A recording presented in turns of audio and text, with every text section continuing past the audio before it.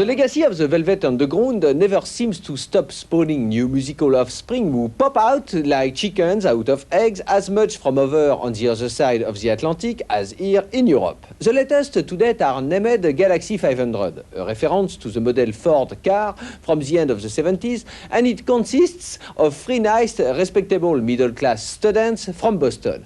They are part of what our American friends like to call new wave kids, meaning bands influenced by the Velvets, as I just mentioned, but also by The Clash, the Sex Pistols, Joy Division, and Jonathan Richman. They're so eclectic, they even dip into the perplexing oeuvre of that former professional avant-gardist turned professional rock widow, Yoko Ono, for a version of the very deep, "Listen, the snow is falling," oh evocative, oh meaningful, oh to say, Rapido.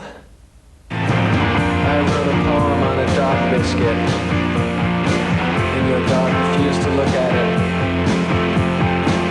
So I got drunk and looked at the Empire State Building. It was no bigger than a nickel.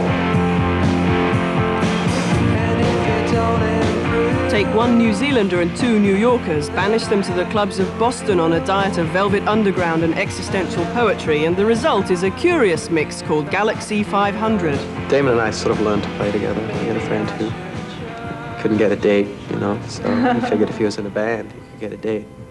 So he bought us all instruments. Yeah, he was a wealthy friend. Then he got a date, but she was a Christian, and then he became a born-again Christian, and then he discovered that he couldn't have sex with her anymore, and that he couldn't play in, you know, devil-worshipping music, and he had to quit.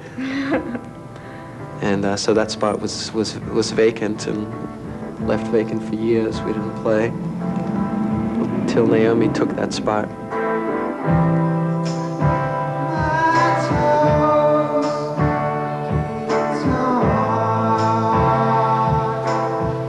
Dean, Damon and Naomi formed the band after graduating from college, releasing their first single, the double A-sided Tugboat King of Spain, in 1988.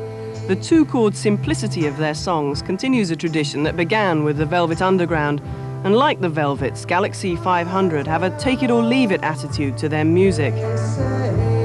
They were still looking for a way to play together, and I just got interested in learning the bass. I was really bored in school, and it seemed like a fun thing to do, so we just got together one summer and just started playing, but, you know, no big ambitions, just, you know, having fun. And it sounded okay, so we kept at it. It's more fun than school.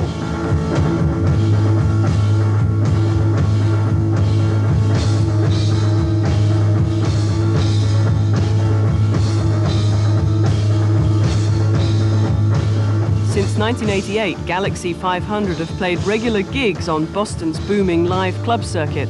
The city's heavy metal revival didn't deter them from pursuing their subdued, dreamlike guitar rock. We were new wave kids, and we started out playing Clash covers and Joy Division and the Sex Pistols, and a couple of originals. Quite political at the time. This is pre-Galaxie 500. Yeah. Galaxie This is 500 prehistory. exists since 1987, really. Right, and then we started off with a different set of covers. Jonathan Richman, Stones, Velvet Underground. Velvet Underground.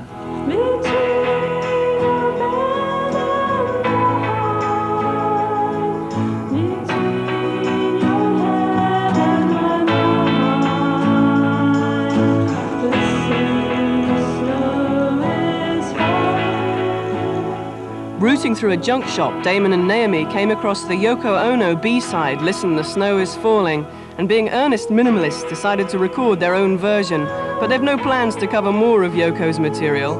She's cool, she's uncompromising. But it's more we just found the record and liked it and did it, you know, like that. I wouldn't want to marry her.